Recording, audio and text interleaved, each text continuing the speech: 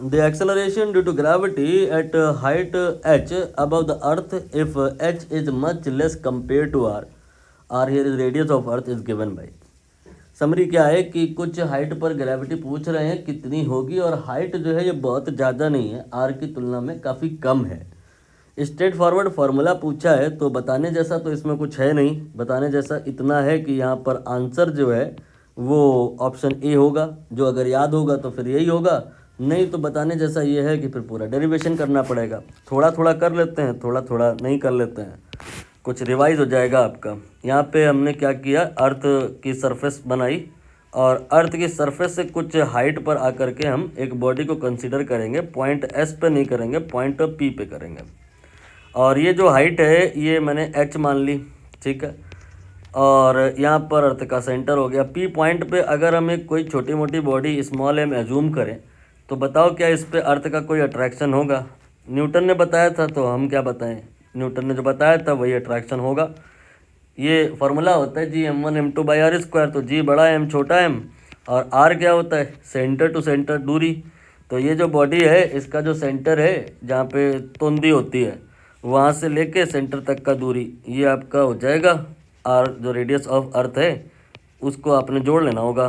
तो ये आपका r² होगा, बट वैल्यू रख देंगे हम, क्या रख देंगे वैल्यू, r+r+h, ठीक है। अब यहाँ पे थोड़ी ज़ोर ज़बरदस्ती करेंगे, जैसे कि हम G(m/r²) कॉमन निकाल लेंगे तो ये आएगा आपका m, देन इसके बाद में ये कॉमन हो गया है, ये m यहाँ पे रह गया है और अब हम यहाँ पर r² कॉमन निकालें हैं तो 1+h/r² हो गया।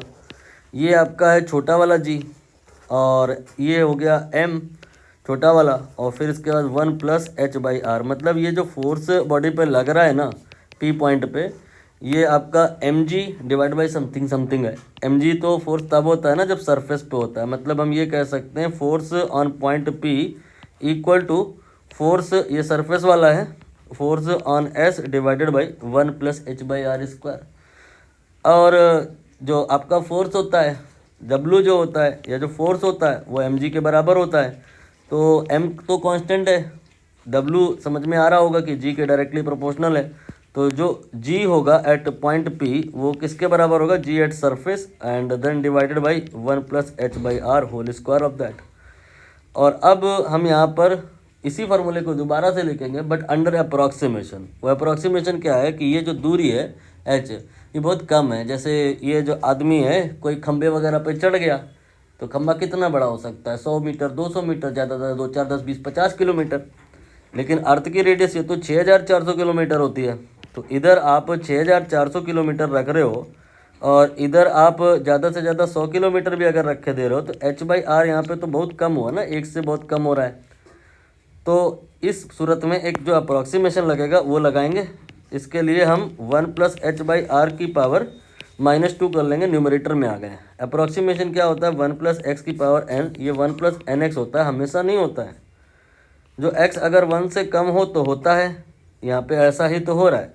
ये रहा आपका 1 और ये रहा x और ये रहा n, x की वैल्यू 1 से काफ़ी कम है तो ये 1+x की पावर n क्या हो जाएगा, ये जो आपका -2 है ये इसमें मल्टीप्लाई हो जाएगा। तो g at height will be g at s then 1 - 2h/r। ये पूरा डेरिवेशन भी हो गया आपका, आई थिंक रिवाइज हुआ होगा।